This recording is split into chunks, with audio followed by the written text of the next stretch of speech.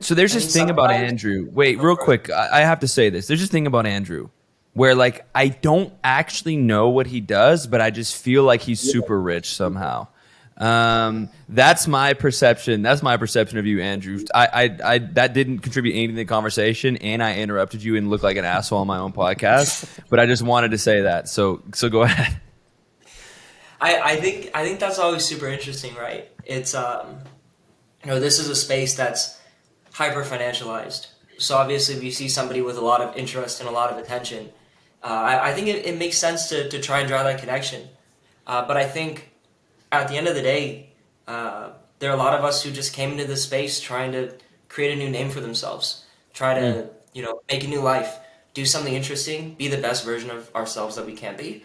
I see these people, and either they're incredibly short-sighted, which I might be, right, to not be able to monetize every aspect of their being, or they're gigabrain seeing this long term, because you know if Web3 really is the future and this thing's gonna be like ubiquitous and like omnipresent in our society in say 10, 20, 30 years, um, I think contributions and actions done here like don't go unnoticed.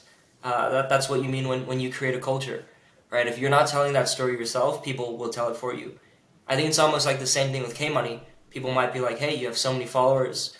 You make content that when you put it out there, it makes every single person in the space laugh, and maybe a few people like shit on you and hate you, but for whatever reason. But for the most part, it makes people laugh, and I think it's a net positive.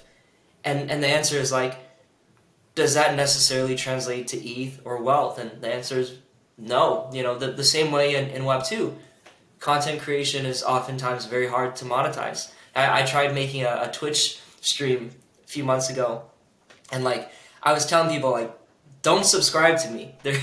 I'm on stream saying do not subscribe because I think I'm gonna get like $2, and all it does is put the IRS more on my ass. So so don't subscribe to me. It's a But liability. but Andrew, I think we've kind of been joking around this far on the podcast, but I think what you're talking about is actually something that is like really important to understand if you are a player in the space, a contributor, a creator in any way, which is that I think you have to sort of frame your thinking around how long you are on Web3, right?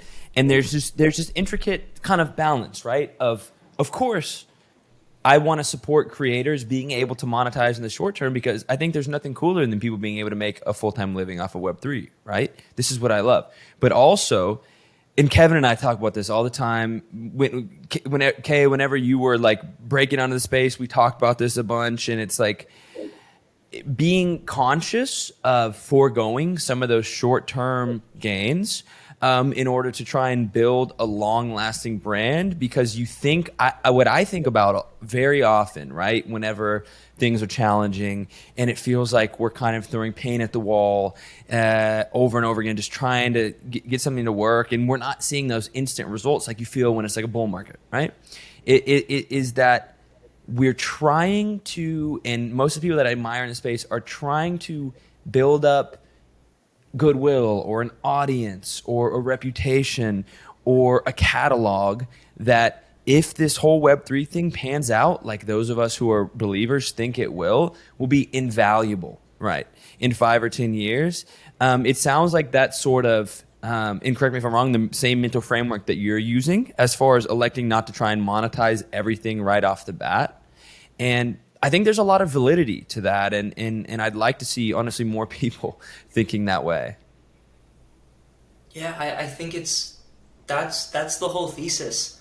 And sometimes the thesis doesn't play out perfectly, but I think some of us just need to be able to look in the mirror and like the person that we're becoming. I know, K Money's talked extensively about, facing that and having like a good mental health. And for me, it's kind of that same way too. Um, at a certain point, you still have to live and be a human being because if you lose that, you won't be able to produce anything. Your creativity goes out the window. You become a shell of yourself.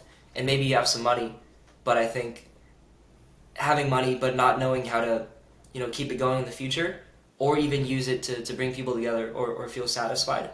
I mean, look, like maybe I sound stupid saying this, but I still really believe in that. And look, like, I think I'm trying to get to the point where other people are okay with me being that way. I'm signed with UTA, United Talent, and one of the jokes we always have is my agent Griff is going and pitching me to people, and they're like, "What does he do?" And Griff has to start with like, sometimes I don't know either. And then sometimes they're like, "Can we call Andrew right now?" And he says, "No, you can't call him because he's at track practice as a 24-year-old out of school trying to make the Olympics. So you cannot call him right now."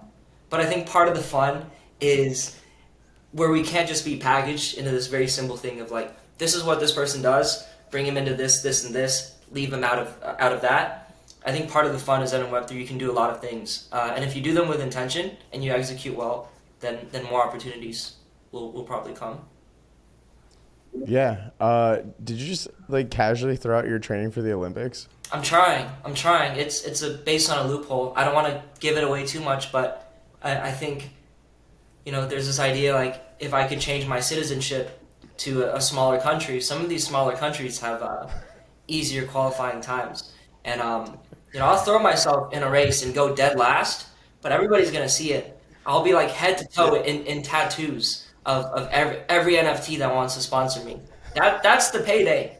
Think about it. Like the worst finish in any Olympic track competition in history, finessed by a Web3 degenerate, covered head to toe in different PFP projects.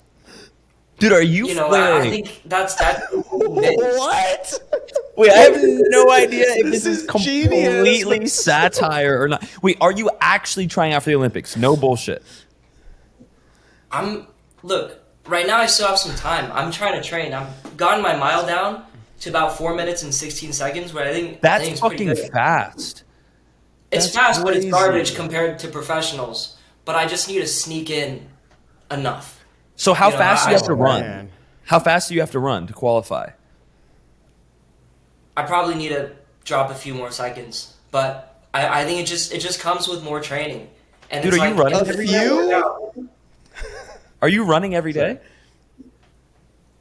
I mean, the last few days I've just been ordering McDonald's every day. I probably gained like 5 pounds, but that's also my lifestyle. I'm not trying to be the best. I just need to sneak in, and I need to convince other people that I can make it there. Let's Dude, fucking this go, is- dude. This